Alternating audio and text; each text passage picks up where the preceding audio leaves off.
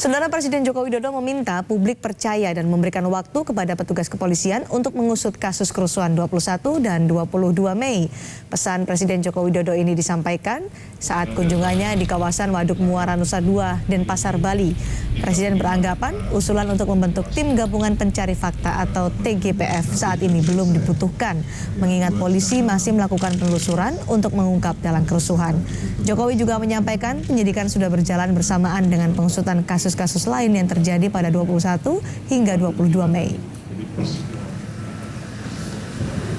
Berikan waktu terlebih dahulu pada polisi untuk menyelesaikan yang kasus pembunuhannya. Kemudian ini juga sudah berjalan, paralel juga nanti kasus yang berkaitan dengan meninggalnya yang perusuh-perusuh yang ada di lokasi-lokasi kerusuhan. Mereka dua-duanya berjalan paralel.